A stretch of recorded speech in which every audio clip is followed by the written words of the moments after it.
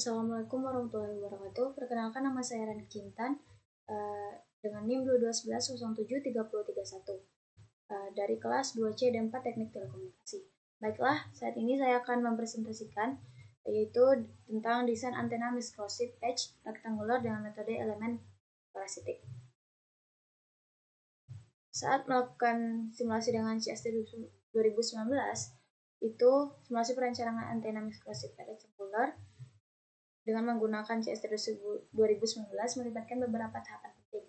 Pertama, pemilihan material substrat yang sesuai dengan FR4 atau Rogers dengan ketebalan dan konstanta dielektrik yang spesifik sangat krusial karena akan mempengaruhi performa antena. Selanjutnya, desain geometri antena perlu dilakukan dengan hati-hati. Ukuran patch rektangular ditentukan berdasarkan frekuensi operasi yang diinginkan, yang biasanya dihitung menggunakan rumus-rumus dasar antena microstrip. Setelah desain dasar ditentukan, langkah berikutnya adalah mengatur parameter pada CST. Nah, model patch rectangular dengan dimensi yang telah dihitung dibuat di dalam CST diikuti dengan penambahan celah di sekitar tepi patch sesuai dengan desain elemen parasitik. Nah, parameter material yang kita gunakan untuk substrat dan konduktor juga harus didefinisikan dengan tepat.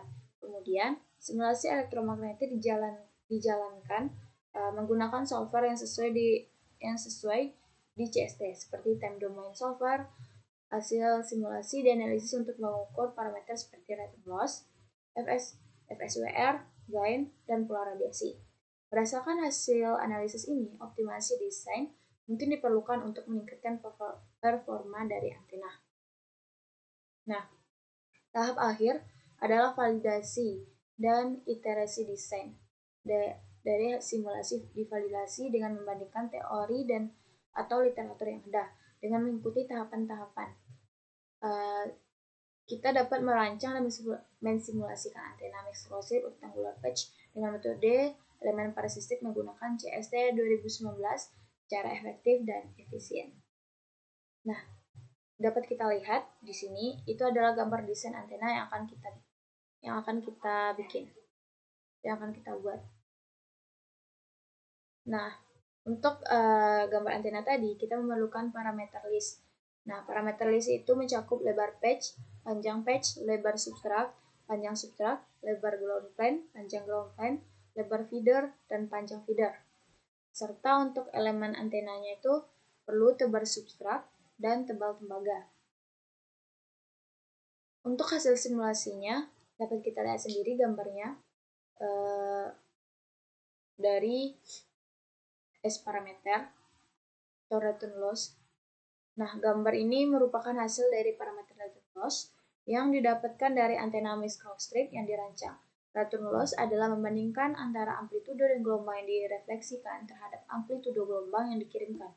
Return loss dapat terjadi akibat adanya ketidaksesuaian impedansi antara saluran transmisi dan impedansi masukan beban atau antena.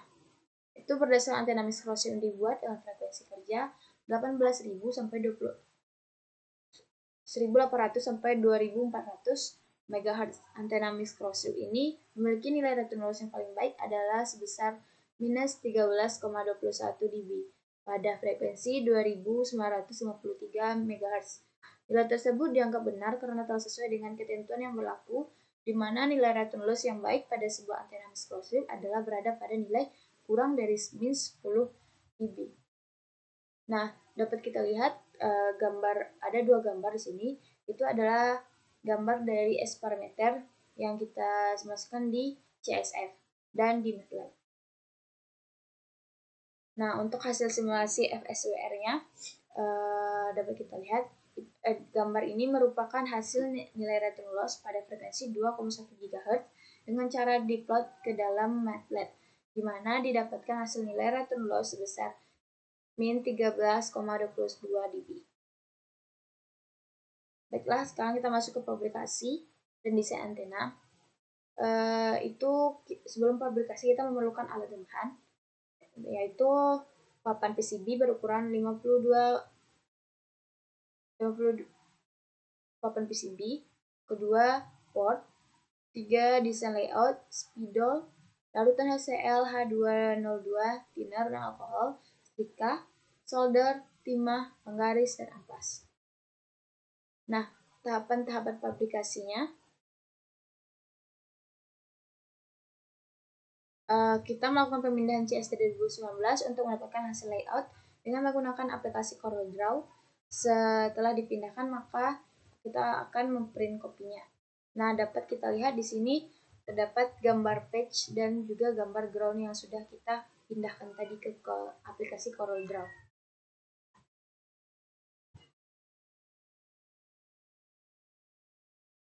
Nah, selanjutnya kita melakukan proses penyablonan layout ke papan PCB. Pada proses ini, saya melakukannya dengan hati-hati agar layout tertempel jelas ke papan, dan saya diusahakan untuk menyetrikanya lebih lama agar dapat hasil yang lebih memuaskan. Yang ketiga, selanjutnya itu proses itu menebalkan gambar layout yang telah dipindahkan ke papan PCB. Ini kita lakukan dengan spidol yang permanen. Selanjutnya, kita itu mengamplas papan PCB agar papan menjadi halus sebelum dilarutkan.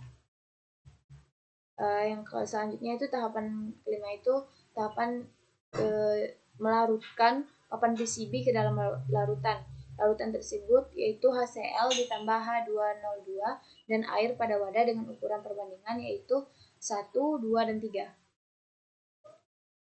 Yang ketujuh yaitu membersihkan sisa-sisa spidol yang tertinggal pada papan PCB menggunakan alkohol atau thinner. Nah, pada tahap ini kami tidak menggunakan alkohol atau thinner, tapi kami menggunakan pasir sebagai penggantinya.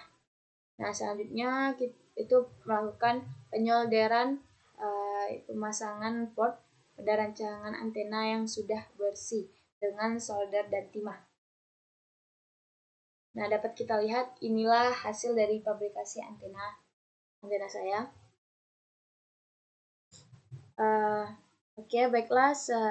Mungkin sampai situ yang dapat saya sampaikan. Jika ada kesalahan, saya mohon maaf.